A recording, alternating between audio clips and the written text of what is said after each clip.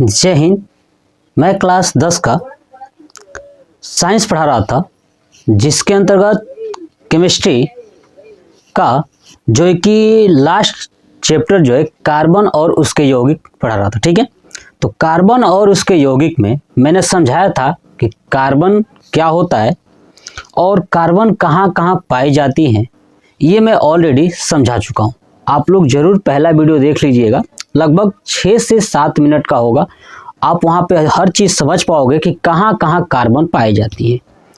आज का ये दूसरा वीडियो जिसमें हम लोग पढ़ने वाले हैं कि कार्बन में सहसंयोजी आबंध क्या होते हैं। ठीक है, मैं बोर्ड पे लिखा हूँ और आपको समझाऊंगा कि आखिर में कार्बन के अंदर सहसंयोजी आबंध क्या होते हैं। चलिए समझिए, सबसे पहले समझते हैं कि आखिर में सहसंयोजी आबंध क्या है या बंध क्या है। देखिए, नाम लिखा है सहसंयोजी। सह का मतलब होता है कि साथ वाला और संयोजी का मतलब होता है साथ वाले के साथ जुड़ना। ठीक है, तो इसीलिए सहसंयोजी बंध यानी अगर आप अपने जैसे ही किसी साथ वाले व्यक्ति के साथ जुड़ते हो, आप उसको कुछ देते हो खाने के लिए, वो आपको कुछ देता है खाने के लिए, तो वहाँ पे आप एक दूसरे को दे रहे हो, तो वहाँ पे जो बंध होगा ना, वो सहसंयोजी बंध होगा। क्या होगा? सहसंयोजी बंध होगा। आई बात समझ में? यानी दो व्यक्ति जब एक दूसरे को लेन देन करें, वो सभी सहसंयोजी बंध होते हैं। जैसे पुराने जमाने में क्या होता था ना, कि जब किसी घर आटा खत्म हो जाता था तो दूसरे घर से आटा मांग करके लाते थे। लाने के बाद जब हमारे घर पे आटा बनता था, तब जाके उसके घर पे पुनः ले जाके दे देते थे। ये कौन सा बंध है? यही है सहसंयोजी बंध। यानी एक दूसरे की जो हम लोग मदद कर रहे हैं, ठीक है, यानी वो हमारा मदद करेगा, हम उसका मदद करेंगे, यह है सहसंयोजी। यही क्या है? सहसंयोजी। तो आपको समझ में आ गया कि अगर कार्बन में सहसंयोजी आबंध लगा हुआ है, इसका मतलब कार्बन जो है कि अन्य तत्वों के साथ या अन्य परमाणुओं के साथ, ठीक है, इलेक्ट्रॉन को साझा करेगा, यानी अपना इलेक्ट्रॉन उनको देगा और उनका इलेक्ट्रॉन खुद लेगा। उसके बाद जो बंध बनाएगा वही आपका कहलाएगा सहसंयोजी बंध। आई बात समझ में? ठीक है, तो कार्बन में आपका हेडिंग यही है कि कार्बन में सहसंयोजी आबंध। चलिए सबसे पहले अब यही जानते हैं कि आखिर में सहसंयोजी आबंध यानी बंध क्या कहलाता है। देखिए, वह बंध जो समान परमाणुओं है ना, जो एक जैसे ही परमाणु हो, जैसे हाइड्रोजन अगर हाइड्रोजन के साथ ही जुड़ता है, ठीक है, तो उसे बोलेंगे समान परमाणु। या भिन्न परमाणुओं, जैसे अगर हाइड्रोजन ऑक्सीजन के साथ जुड़ता है तो H2O यानी जल का निर्माण होता है। आई बात समझ में? तो भिन्न परमाणुओं के मध्य इलेक्ट्रॉन युग्म के साझे से बनता है। ठीक है, यह बंध किससे बनता है? कि समान परमाणुओं या भिन्न परमाणुओं के मध्य इलेक्ट्रॉन युग्म के साझे से बनता है। उसे सहसंयोजी आबंध कहते हैं। क्या कहते हैं? सहसंयोजी आबंध कहते हैं। आई बात समझ में? अब देखिए, अब हम लोग पढ़ने वाले हैं कि कार्बन में सहसंयोजी आबंध, इसका मतलब कि कार्बन के बारे में जानेंगे। तो मैं आपको बता दूं कि जो कार्बन होता है ना, कार्बन का परमाणु क्रमांक 6 होता है। अगर आप कार्बन का इलेक्ट्रॉनिक विन्यास निकालोगे तो 2 और 4 होगा। क्या होगा? 2 और 4। तो आप देखोगे कि कार्बन के बाह्यतम कक्षा में या बाह्यतम कोश में कितने इलेक्ट्रॉन है? 4 इलेक्ट्रॉन है। दिख रहा है ना? 4। अब ये इसके पास 4 इलेक्ट्रॉन है, तो ये अपना अष्टक पूरा करने के लिए, है ना, ये अपना अष्टक पूरा करने के लिए निम्न 2 तरीके अपनाता है। कितने तरीके? 2 तरीके अपनाता है। ठीक है, ध्यान रखिएगा, यही चीज मैं आपको समझाने वाला हूं। देखिए कि कार्बन का परमाणु क्रमांक 6 है, अतः इलेक्ट्रॉनिक विन्यास 2 4 है।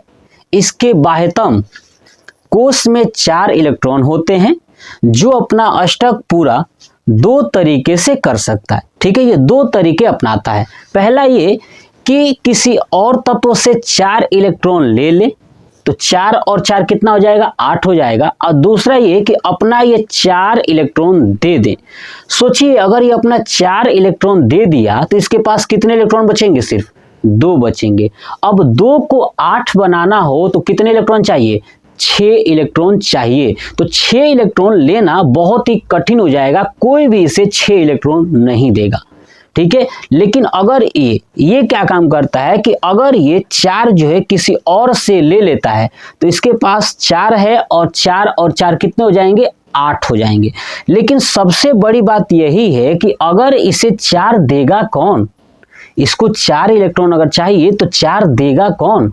किसी एक के पास तो होगा नहीं कि 4 दे दे, ठीक है। तो ये दोनों कंडीशन में ये जो कार्बन होता है ना वो किसी से भी बंध बना नहीं पाता है। आई बात समझ में? तो अगर इसे अष्टक पूरा करना हो तो मैंने बताया 2 तरीके हैं, लेकिन ये दोनों तरीके से इसको कोई देता ही नहीं है। अगर ये 4 दे देता है तो इसके पास 2 बचेगा, और 2 बचेगा तो उसको 8 बनाने के लिए इसको 6 चाहिए, और 6 कोई देगा नहीं। अगर ये 4 किसी से मांगता है ताकि 8 हो जाए तो 4 भी कोई देगा नहीं जल्दी, ठीक है। तो अब इसके जो 2 तरीके हैं वो कौन कौन से, जो मैंने अभी आपको समझाया है, ध्यान से देखिएगा। देखिए, अपना 4 इलेक्ट्रॉन खोकर, है ना, ये अपना 4 इलेक्ट्रॉन खोकर C4+ यानी धनायन बना सकते हैं, परंतु 4 इलेक्ट्रॉन खोकर 6 प्रोटॉन वाले, मतलब कि टोटल इसके पास कितने थे? 6 थे ना। अब 6 प्रोटॉन वाले नाभिक में केवल 2 इलेक्ट्रॉन बचेगा। बात सही है।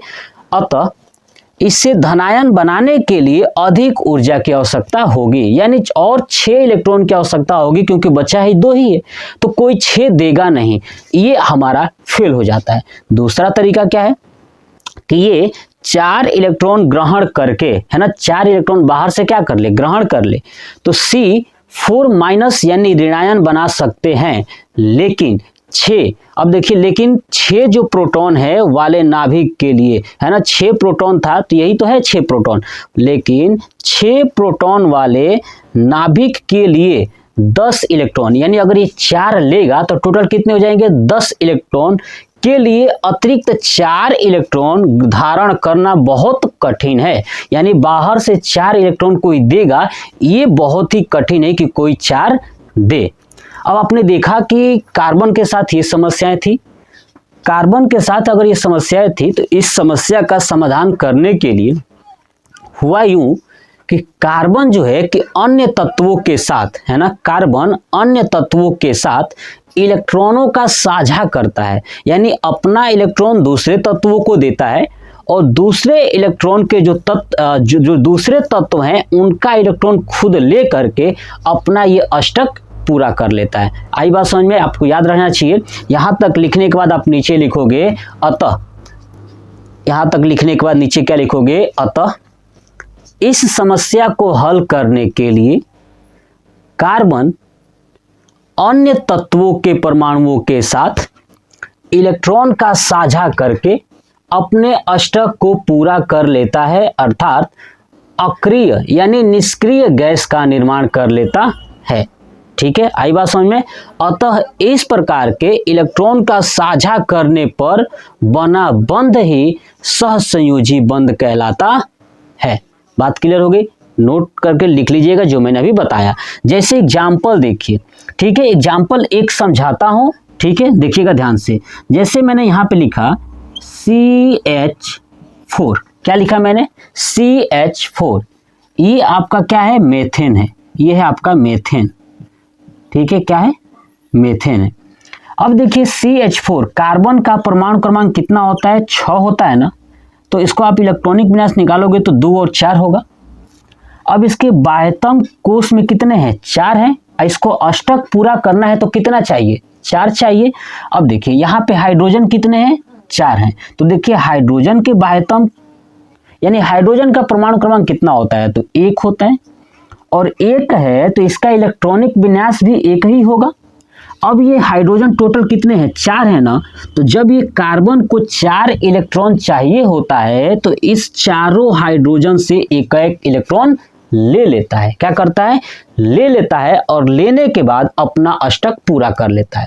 लेकिन वही बात करूं कि जो हाइड्रोजन है, हाइड्रोजन के पास 1 इलेक्ट्रॉन है, तो इसको क्या करता है? ये अक्रिय बनाने के लिए, है ना, हाइड्रोजन का अगर परमाणु क्रमांक 1 है तो इसके पास अक्रिय गैस कौन सा है, हीलियम है, जिसका 2 है।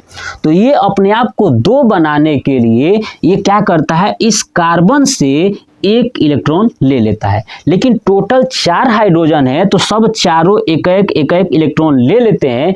इस तरह कार्बन और हाइड्रोजन एक दूसरे के साथ जो बंध बनाते हैं वो सहसंयोजी बंध कहलाता है। क्या कहलाता है, सहसंयोजी बंध कहलाता है। आई बात समझ में। चलिए अब हम लोग आगे देखते हैं कि आखिर में इस सहसंयोजी आबंध के प्रकार कौन कौन से हैं और उदाहरण क्या है। ठीक है, मैं डिटेल्स के साथ समझाऊंगा। तो सबसे पहले आप इसका स्क्रीनशॉट ले लीजिए। नेक्स्ट पार्ट में मैं आपको समझाने वाला हूं कि जो सहसंयोजी आबंध है वो कितने प्रकार के होते हैं, और इस सहसंयोजी आबंध का जो मैंने अभी आपको मेथेन का एक एग्जाम्पल बताया, ऐसे तमाम मैं आपको एग्जाम्पल समझाऊंगा। हाइड्रोजन का, ऑक्सीजन का, नाइट्रोजन का, मेथेन का फिर से समझाऊंगा, जल का, अमोनिया का, तमाम हर एक टॉपिक्स का मैं समझा दूंगा, क्लोरीन का, ताकि आपके एग्जाम में जब आए, है ना, इसकी संरचना बनाने के लिए आए कि सहसंयोजी बंध बनाइए तो आप आसानी से बना पाओगे। ठीक है, तो नेक्स्ट पार्ट के लिए वेट करिएगा, उसमें आपका यही टॉपिक होगा कि सहसंयोजी आबंध कितने प्रकार के होते हैं और उसका उदाहरण बहुत सारा देखने वाले हैं। ठीक है, तो अब आप मुझे कमेंट करके बताइएगा कि ये कॉन्सेप्ट कैसा लगा। जय हिंद।